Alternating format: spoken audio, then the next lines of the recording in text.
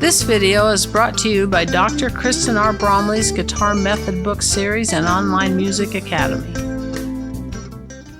Hi, I'm Dr. Kristen Bromley. Welcome to my online academy. It's so great to have you joining me here in these online lessons. It's a Technique Tuesday, and in this Technique Tidbit lesson, I am throwing out one of the things that has done the most good for my right hand picking with a pick, coordination, and my left hand, working those two hands together. And you wouldn't necessarily think of doing this sort of thing. I hadn't thought of it until a long time ago somebody suggested that maybe this would be a good thing to work on. And that is taking little etudes from classical repertoire, things that are meant to be done fingerstyle, and doing them instead with a pick. And some of these etudes, some of these little classical pieces can be so great for working our right and left hands together. So I have one for us as an example, one that you can work on, one that could help you out.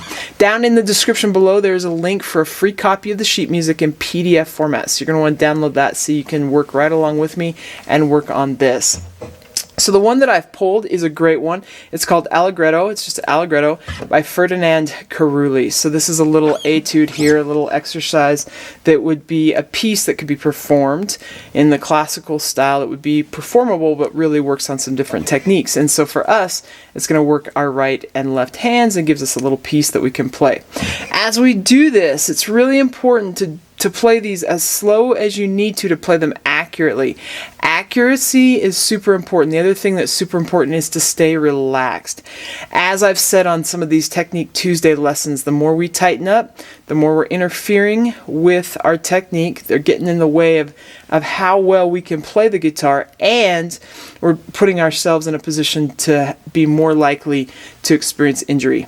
Those repetitive motion type injuries just strain in all the tendons and ligaments, those kinds of things, which we want to avoid. So it's important to stay relaxed, be relaxed, and we do that in part by slowing down and then gradually speeding things up.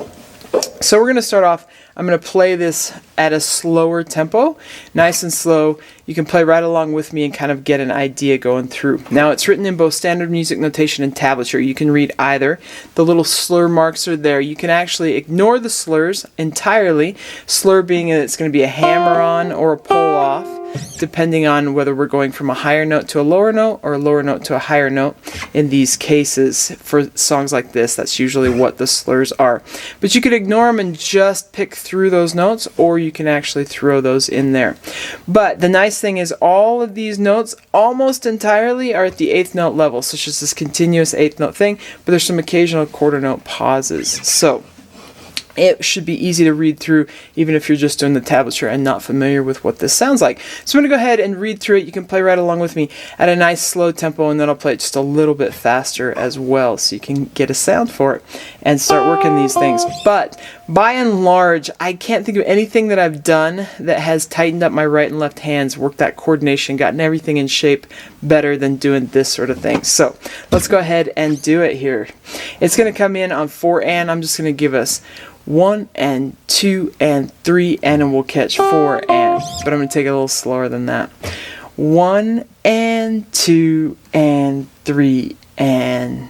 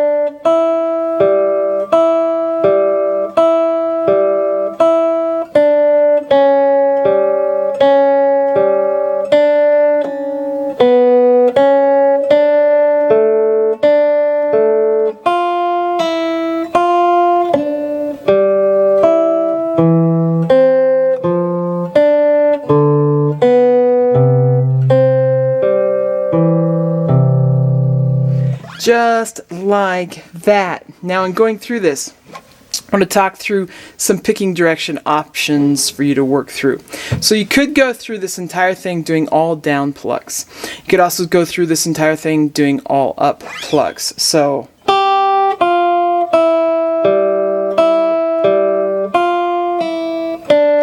down. You could also go through it doing all up, which would be a little tricky, but good for us.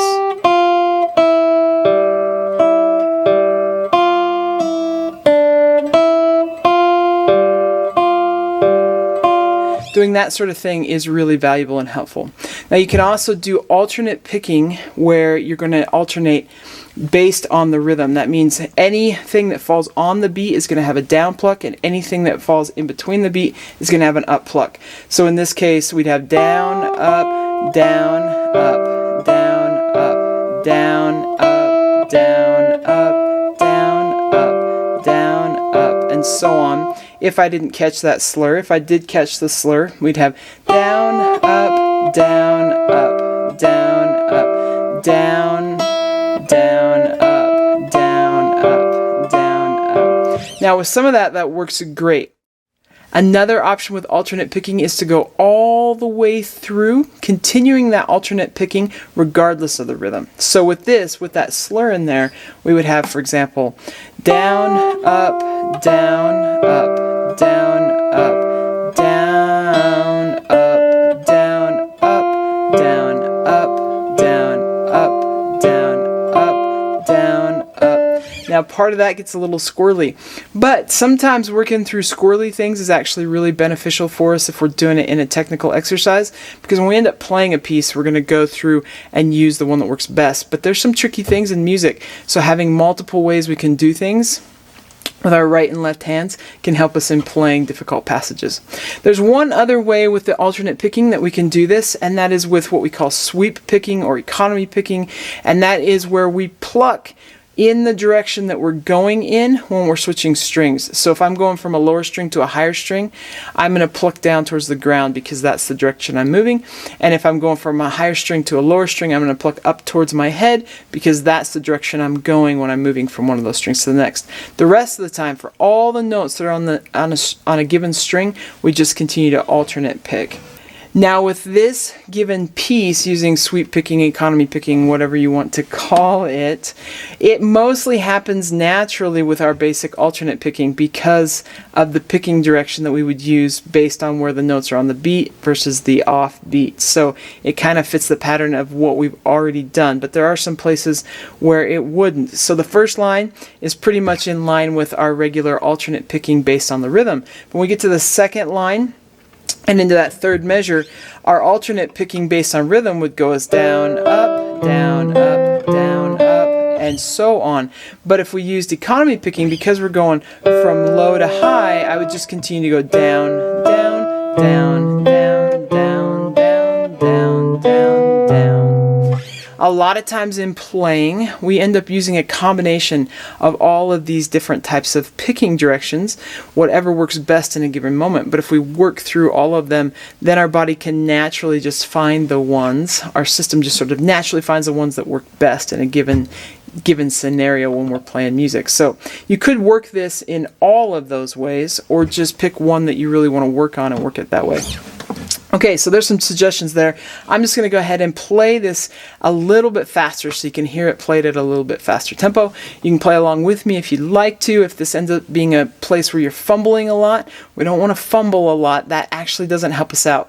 So in that case, you just want to work it slower. But I'm going to go ahead and play it a little bit faster so you can hear it and so you can have that. So go ready, and 1, 2, 3.